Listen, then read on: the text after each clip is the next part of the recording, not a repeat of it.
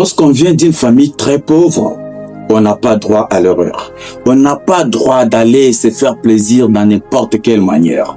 On n'a pas droit de traîner avec n'importe qui. Parce que toi, tu ne comptes pas sur tes parents, mais au contraire, il y a des gens qui comptent sur toi. Tu n'as pas droit à l'erreur. Si tu commets des bêtises, c'est-à-dire que tu es en train de t'oublier. Alors c'est le moment.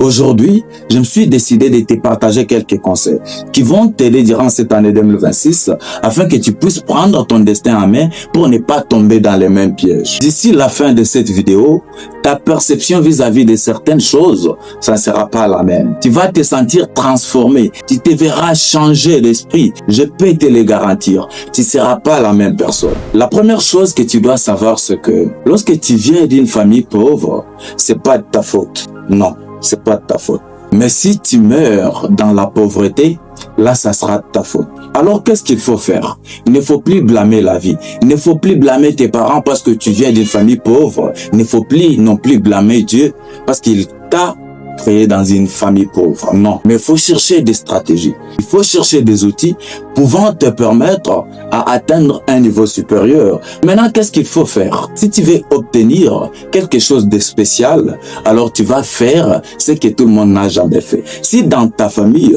tout le monde est pauvre, c'est parce qu'ils étaient en train de raisonner d'une certaine façon.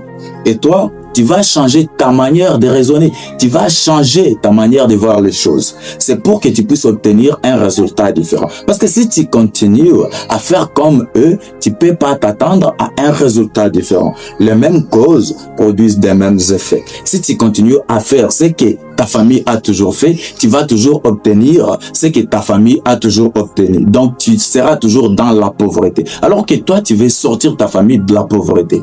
Donc, tu dois apprendre à faire différemment. Tu dois poser des actions différentes. Celles qui vont te permettre d'atteindre un certain niveau. La première chose que je te demande de faire, c'est de changer tes actions. C'est de commencer à voir différemment le monde. C'est commencer à raisonner d'une certaine façon pouvant te permettre à atteindre tes objectifs. La deuxième chose que tu dois savoir, c'est que naître dans une famille riche ne garantit pas le bonheur éternel. Il n'est pas dit que parce que les autres sont sortis dans des familles qui sont riches, ils vont finir leur vie dans l'abondance. Non, il y a des gens que l'on connaît très bien, qui étaient vraiment dans des familles riches et aujourd'hui, ils sont en train de peiner. La richesse, elle n'est pas généalogique. C'est quelque chose qui se travaille. Même si tu sortais d'une famille riche et que tu ne continues pas dans la même vision que tes parents, tu ne pourras pas prospérer. Tu ne pourras pas continuer dans cette richesse parce que lorsque le propriétaire de ces biens-là va mourir, directement, tout va s'arrêter. Même s'il y a des gens qui sont sortis des familles riches, c'est pas ça qui va garantir leur bonheur. Et toi qui es sorti d'une famille pauvre, c'est pas ça qui garantit ton destin final. C'est pas un point final dans ta vie. Tu dois comprendre que tu peux changer ta vie, tu peux changer la vie de ta famille si tu te décides de faire différemment. Alors, qu'est-ce qu'il faut faire? C'est là que la troisième chose intervient. Tu dois d'abord travailler sur ton état d'esprit. Change ta façon de voir les choses. Comment tu perçois le monde? Qu'est-ce que tu raisonnes par rapport à ta vie? Tout ce que tu peux obtenir dans le physique, ça commence d'abord par ton état d'esprit. C'est dans le mental que tout se définit. Alors, avant de passer à l'action dans la vraie vie, commence d'abord par lutter pour changer de paradigme. Commence d'abord par lutter. Lutte pour changer ta manière de voir les choses, ta manière de penser. Si tu continues à penser comme des pauvres, tu vas finir toujours dans la pauvreté. Si tu continues à penser comme des faibles, tu vas toujours finir dans la faiblesse. Alors, qu'est-ce qu'il faut faire? Change d'abord ta façon de voir le monde. Change d'abord ta façon de voir les choses. Commence à raisonner comme étant une personne riche, une personne responsable, une personne qui a une grande vision, quelqu'un qui va se développer. Il faut savoir que dans la vie, il y a certaines choses qui nous arrivent à travers des lois. Il y a des lois de la nature qui s'appliquent dans la vie de tout individu. Si tu peux commencer à raisonner à propos de quelque chose, il y a de fortes chances que ça puisse se réaliser dans la vraie vie. C'est comme on le dit par Napoléon Hill. If you can dream it, so you can do it. Si tu peux le croire, alors tu peux le faire. Donc, qu'est-ce qu'il faut faire d'abord? C'est de croire. Croire en ton potentiel, croire en ta vision, croire que un jour, tu vas atteindre les sommets. Et donc, pour les croire, il faut que tu puisses les concevoir dans ton état d'esprit. La première des choses à faire, avant de passer aux actions, c'est d'abord de travailler ton mental. Raisonne comme un gagnant, comme celui qui va réussir. La quatrième chose que tu dois savoir et que tu dois faire en tant qu'enfant des pauvres, c'est de passer à l'action. Tu peux pas me dire que tu cherches à obtenir des grandes choses. Tu cherches à avoir la richesse aussi longtemps que tu restes statique. Non. Si tu veux obtenir des grandes choses, il faut que tu sois dynamique. Il faut que tu bouges. Il faut que tu passes à l'action. Tu dois poser des actions. Pas n'importe lesquelles, mais des actions différentes. Celles qui vont te mener à la réussite. C'est comme j'aime très bien souvent le dire à la fin de chaque vidéo. Croyez en vous.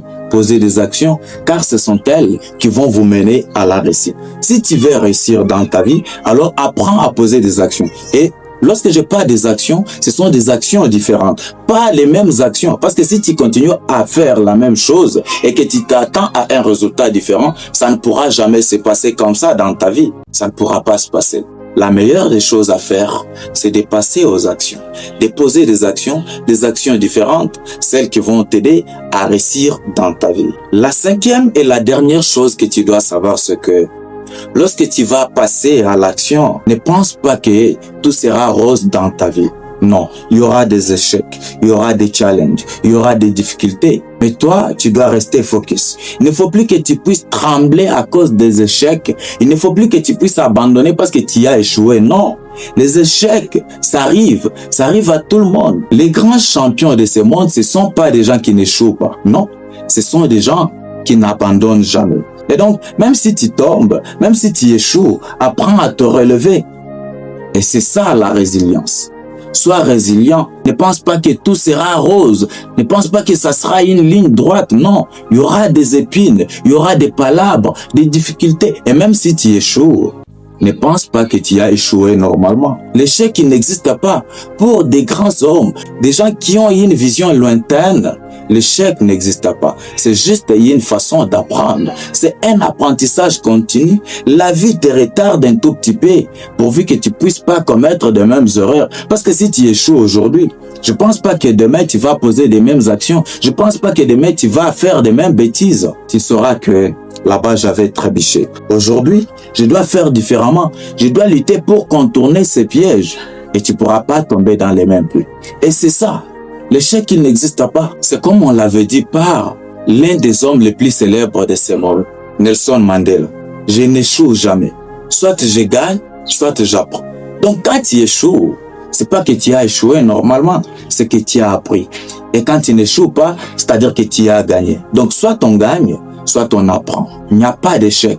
Alors n'aie pas peur. Ne pense pas que lorsque tu vas tomber une seule fois dans ta vie, c'est fini, tout sera bloqué. Non. Comprends que lorsque tu tombes, la vie t'apprend. La vie est en train de t'enseigner pourvu que tu ne puisses pas commettre les mêmes erreurs. Alors, la sixième chose que je te partage comme bonus, c'est que tu dois savoir ta mission de vie.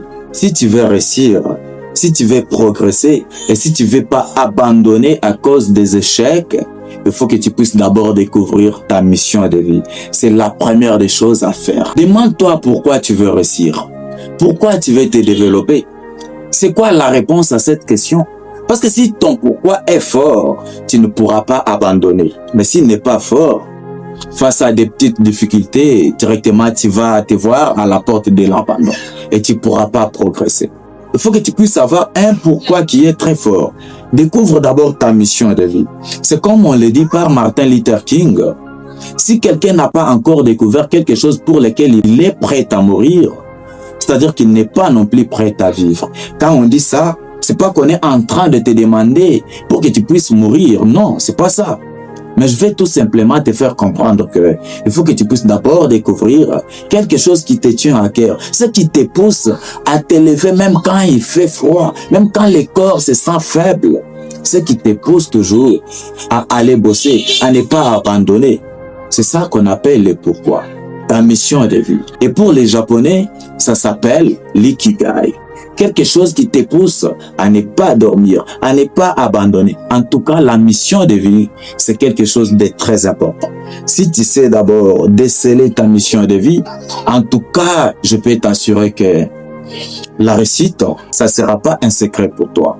La réussite, la prospérité, En tout cas, ça ne sera pas un secret pour toi. Parce que même face à des difficultés, face à des challenges, face à des palabres, tu ne pourras pas abandonner. Tu seras toujours focus, concentré, parce que tu as un objectif, un pourquoi qui est très fort. Tu veux sortir ta famille dans la pauvreté. Et avec ça, plus rien. Je peux te dire, plus rien ne pourra t'arrêter.